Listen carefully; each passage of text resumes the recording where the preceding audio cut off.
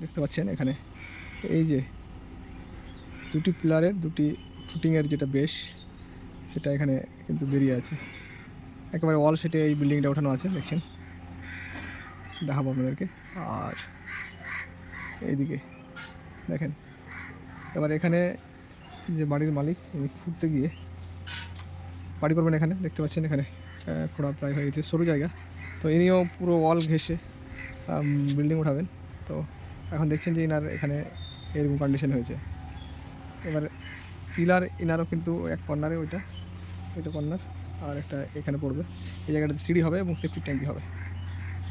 তো সমস্যা হচ্ছে যে এই ফুটিংটা যদি এসেন্ট্রিক করা যেত, কলমটাকে যদি এসেন্ট্রিক কলম করা যেত, তো সেক্ষেত্রে মানে এক সাইড বরাবর ফুটিংটা ভিতরে থাকতো নিজের জায়গাতে এখান দিয়ে, এবং কলমটা যদি উঠতো তাহলে কিন্তু এরকম সমস্যার সম্মুখীন হতো না।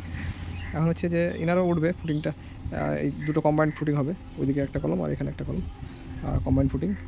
আর এসেন্ট্রিক কলম হবে এখান থেকে, মানে এক সাইড দিয়ে পুরো, যেহেতু ইনিও জায়গায় ছাড়বেন না, এক সাইড দিয়ে পুরো উপরে উঠবে।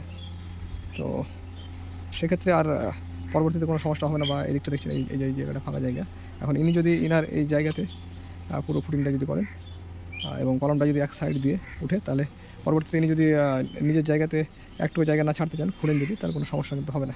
কিন্তু এরকম যদি করেন যে অন্য জায়গাতে ফুটিং যদি করেন, তাহলে কিন্তু প্রবলেম ফেস করতে হবে। কি এরকম দেখতে পাচ্ছেন এখন এইটা একটা সমস্যা হয়েছে। এই সমস্যার সমাধানের জন্য আজকে আমি এসেছি কুড়িয়া বাজার সংলগ্ন এই এরিয়াতে, এই কনস্ট্রাকশনের কাজটা শুরু হয়েছে।